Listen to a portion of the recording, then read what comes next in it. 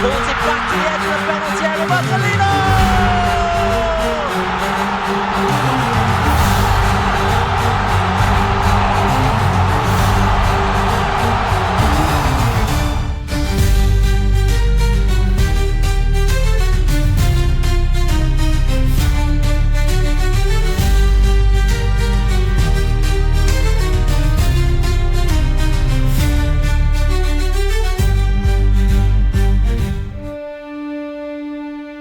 Indonesia di tahun 1930 masih terjajah oleh Belanda. Tanah ini dihuni oleh rakyat yang hidup di bawah bayang-bayang kolonialisme. Namun, di balik belenggu penjajahan, sebuah gerakan yang tak terduga mulai lahir.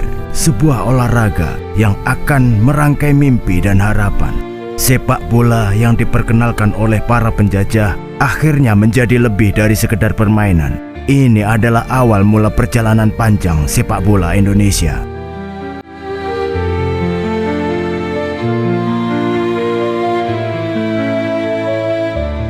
Pada abad ke-19, sepak bola dibawa ke Indonesia oleh penjajah Belanda. Awalnya hanya orang-orang Eropa dan golongan kolonial yang menikmati olahraga ini. Namun di balik dinding pembatas sosial yang ketat, para pemuda pribumi mulai tertarik. Mereka menonton dan mempelajari permainan ini dengan penuh rasa ingin tahu.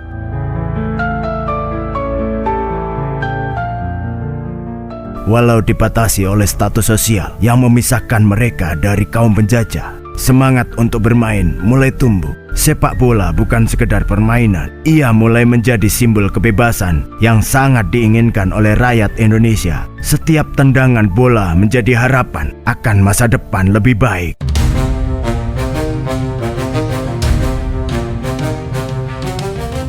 Di awal tahun 1920-an, sepak bola Indonesia mulai tumbuh meskipun dengan fasilitas terbatas. Para pemuda Indonesia yang awalnya hanya menjadi penonton, akhirnya mulai membentuk klub-klub mereka sendiri. Salah satunya yang pertama adalah Persija Jakarta, yang didirikan pada 28 November 1928. Sebuah momen yang menandai langkah awal Indonesia di dunia sepak bola. Klub-klub lain seperti PSM Makassar yang berdiri pada tahun 1915 juga menyumbang kontribusi besar. Para pemain bertanding di lapangan yang penuh debu dengan semangat yang membara. Tidak ada stadion megah, tidak ada pelatih terkenal. Yang ada hanya gairah dan impian untuk membawa sepak bola Indonesia ke level yang lebih tinggi.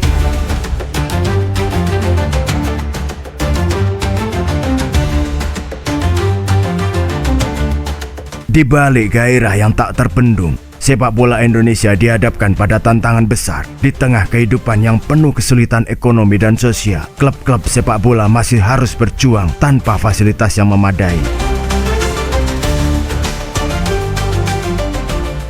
Pemain-pemain muda yang harus berlatih dengan keterbatasan, dengan sepatu bola yang seringkali rusak dan bola yang hampir tidak terbentuk. Namun, semangat juang mereka tak tergoyahkan. Mereka bermain bukan hanya untuk kemenangan, tapi juga menunjukkan bahwa rakyat Indonesia bisa bersaing dan hebat di dunia olahraga. Sepak bola menjadi media perlawanan, mengingatkan kita pada kekuatan solidaritas dan persatuan di tengah ketidakadilan.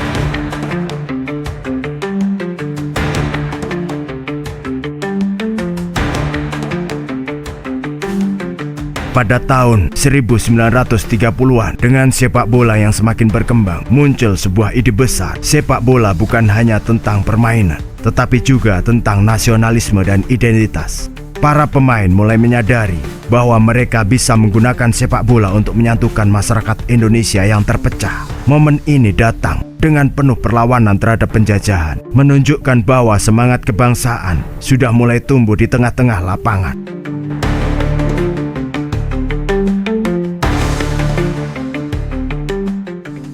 Pada tanggal 19 April 1930, Indonesia mencatatkan sejarah besar dalam dunia olahraga.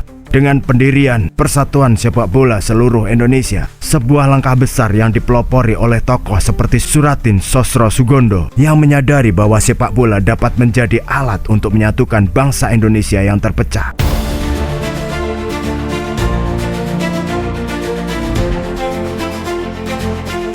Setelah PSSI terbentuk, kompetisi sepak bola pertama pun digelar. Meskipun peralatan sangat terbatas, pertandingan ini berhasil menarik perhatian masyarakat luas. Orang-orang dari berbagai latar belakang mulai datang untuk menyaksikan pertandingan ini. Sepak bola kini bukan hanya olahraga, tetapi juga sebuah festival yang mempertemukan bangsa dalam semangat persatuan.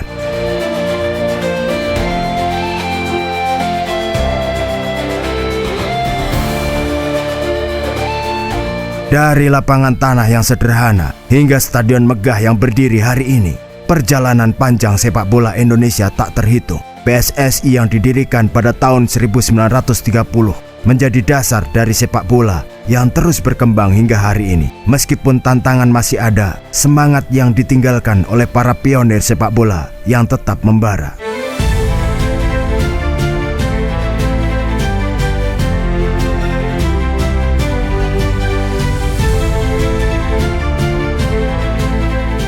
Para pemain legendaris yang muncul dari era tersebut dan generasi setelahnya adalah bukti bahwa sepak bola telah menjadi bagian dari identitas bangsa. Sepak bola bukan hanya hiburan, tetapi juga simbol perlawanan, semangat, dan kebanggaan yang terus hidup. We've worked so hard to be here. We are in this round and we have a beautiful opportunity to put our nation on the map. Don't forget who you're playing for. Think about who you play for your family, for your country, for your honor. Then we go out and we kill them today, okay? Ini adalah kisah yang tak hanya diceritakan di lapangan, tetapi juga dalam hati setiap rakyat Indonesia. Dari tahun 1930, sepak bola Indonesia telah melewati banyak perjalanan. Dari keterbatasan, tantangan, dan perlawanan, sepak bola terus menjadi simbol kebanggaan bangsa. Sebuah warisan yang tak akan pernah padam.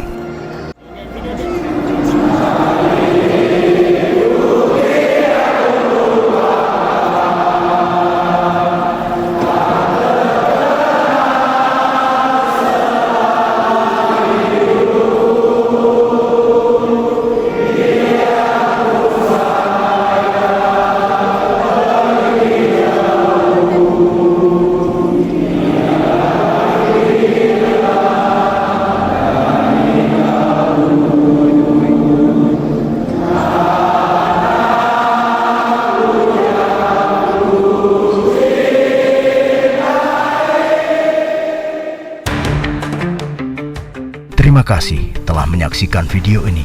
Jika Anda menikmati kisah sejarah yang mendalam dan penuh makna, jangan lupa like, subscribe, dan tekan tombol lonceng agar tidak ketinggalan video menarik lainnya. Sampai jumpa di video berikutnya.